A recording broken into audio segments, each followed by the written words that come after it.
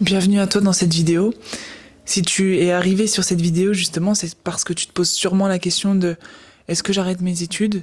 Que tu as forcément des bonnes raisons pour te poser cette question. Je vais te partager ici mon parcours par rapport à mes études, pourquoi j'en suis là aujourd'hui et d'ailleurs où je suis. D'ailleurs, je t'invite à aller regarder ma première vidéo où je parle de mes souffrances et savoir comment toi aussi tu peux en faire une véritable force. Pour en revenir à la vidéo, je vais te partager mon parcours. C'est important de contextualiser.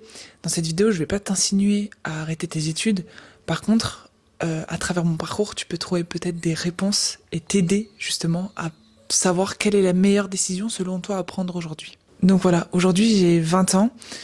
J'ai arrêté les études il y a un an.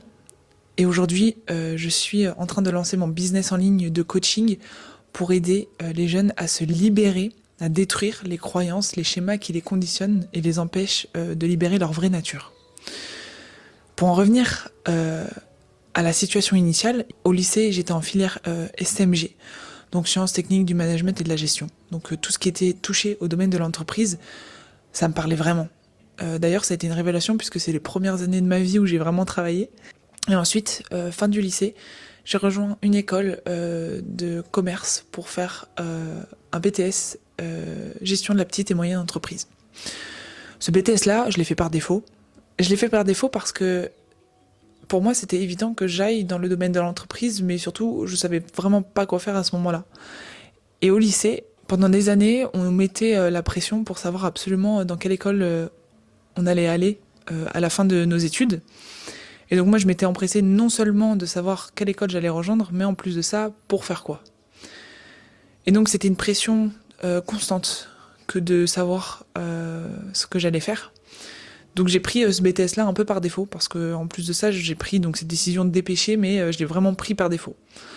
Je savais que ça allait pas me plaire, mais pour autant, j'ai fait mes études. Parce que, en fait, ce qui comptait pour moi à ce moment-là, c'était de voir la fierté dans les yeux de mes parents. Et donc, j'ai commencé ce BTS et c'était pas un miracle.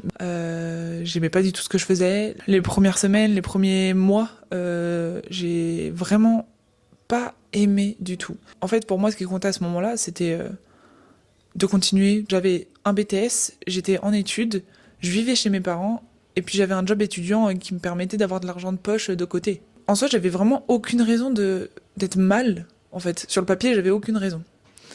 Et en fait, les mois, les semaines passaient, et je sentais que vraiment, j'étais pas à ma place. À la fin, j'ai fini par arrêter.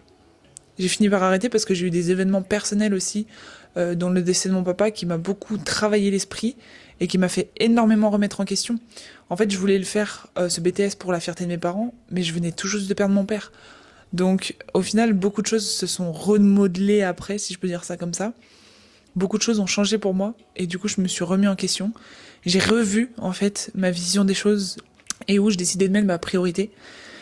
Donc j'ai arrêté les études et à ce moment-là, je me suis retrouvée sans rien. J'avais juste un job, mon job étudiant qui s'était transformé en job à temps partiel, qui me permettait de vivre pour le coup. Et en plus de ça, je venais tout juste de partir de chez moi.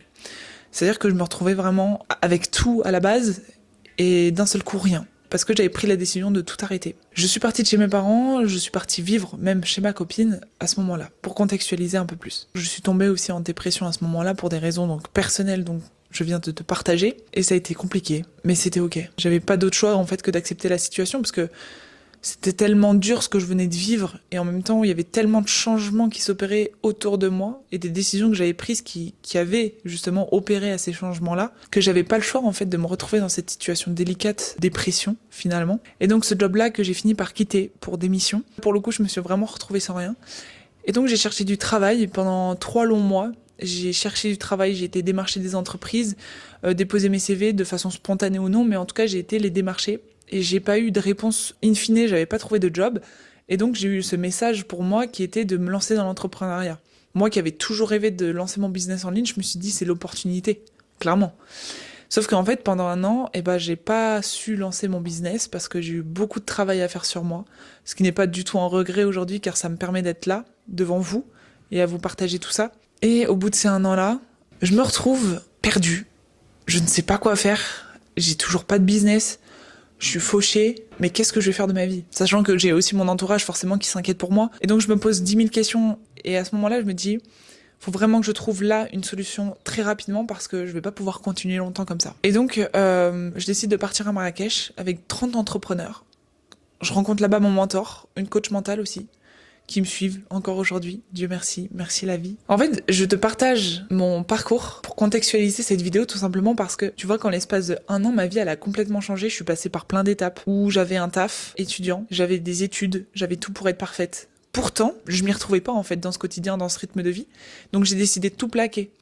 D'un coup, je me suis retrouvée sans rien. J'ai dû très vite accepter justement le fait de tomber en dépression, même si ça n'a pas été facile au début. Et donc ensuite, passer par la case, ok, je vais entreprendre. Mais au final, la case, je vais entreprendre, on se rend compte que, rien ne se passe comme prévu parce que j'ai attendu 1 an pour en être là aujourd'hui. Et en fait, si je te partage mon parcours, c'est si aujourd'hui, si tu regardes cette vidéo, c'est que t'es à une étape bien avant moi par lequel je suis passée. Et c'est pour te dire que crois pas que si tu arrêtes tes études aujourd'hui, je te le souhaite, mais je ne te garantis pas que ça va marcher. Avoir un business aujourd'hui en ligne, c'est bien, mais ça demande beaucoup plus que du travail sur le papier. Le travail, c'est bien, mais si tu n'es pas prêt à être cette personne aujourd'hui qui a ce business, ça ne marchera pas. Ça m'a coûté 1 an, mais par contre, ces 1 an, ils ont été rentabilisés parce qu'aujourd'hui, j'ai une vision, je sais ce que je veux faire. Donc si aujourd'hui tu veux quitter tes études parce que t'as des projets, t'as des ambitions, je ne te dirai jamais de quitter tes études, mais par contre, je ne te dirai pas non plus de laisser ces ambitions-là mourir. Si tu le sens, fais-le, mais prends une décision qui pour toi te semble juste et surtout, prends le temps d'y réfléchir. Si à chaque fois on doit partir d'un endroit où on n'aime pas, c'est trop facile. La vie parfois nous amène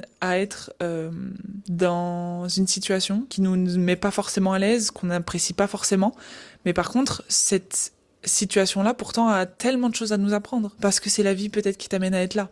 Par contre, peut-être que, justement, la vie t'amène à un autre chemin et c'est à toi de le découvrir. Si tu pensais venir sur cette vidéo et trouver une réponse, la seule réponse que je peux te transmettre aujourd'hui, c'est d'accueillir le silence en toi pour la trouver. J'ai pas la réponse à ta place. La réponse, c'est à toi de la découvrir. Elle est à l'intérieur de toi. Et pour la découvrir, va falloir que tu sois dans le silence, que tu prêtes attention, tout simplement, à la voix, ton être profond, et qui, justement, n'attend qu'une chose, c'est de se manifester. Si tu prends cette décision uniquement parce que ça ne te plaît pas les études, là tu prends pas une décision avec ton être profond, mais tu prends une décision avec soi, l'être terrestre, ici présent. Ce qui compte aujourd'hui, c'est que tu saches faire la part des choses. Quelle est la décision selon toi la meilleure à prendre? Et pour appuyer cette vidéo davantage, je vais te partager une méthode que donc j'ai développée au cours de mon expérience. La méthode, elle est simple, c'est la méthode Be, Do, Have.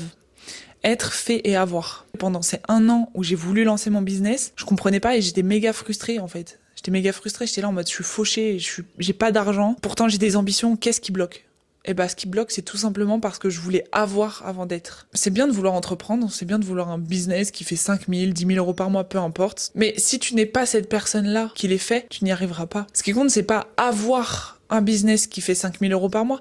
Ce qui compte, c'est être la personne qui fait 5 000 euros par mois. C'est pas une méthode qui vient 100% de moi. On me l'a transmise. Mais j'ai compris tout l'intérêt de toutes les étapes de mon processus par lequel j'étais passée. Ça donnait tellement plus de sens. Détache-toi un maximum de tout ce qu'on peut voir sur les réseaux sociaux. C'est bien, il y a des jeunes de ton âge, aujourd'hui, qui ont des business, qui font des milliers d'euros par mois. On s'en fout des autres. Ce qui compte, c'est toi aujourd'hui. Toi, avec ton parcours. Toi, dans ton unicité. Donc cette méthode-là, garde-la bien en tête. Il m'a fallu 1 an pour la comprendre, cette méthode, et ça a été une révélation pour moi. J'ai pu mettre un mot sur tout ce que j'avais traversé. Si tu as des questions, n'hésite pas à me les poser en commentaire. Je me ferai un plaisir d'y répondre. Je te laisse aussi mon Instagram. N'hésite pas à aller le checker. Cette vidéo, elle est maintenant terminée. J'espère que tu as pu avoir des réponses à tes questions. Alors, pas forcément les réponses auxquelles tu t'y attendais, parce que je suis pas là pour te dire quoi faire. Par contre, j'espère que ça va te faire réfléchir et que tu vas avoir les idées beaucoup plus claires et les clés pour y répondre par toi-même. Parce que personne ne pourra prendre des décisions à ta place. Merci beaucoup d'avoir regardé cette vidéo et à très bientôt. Abonne-toi!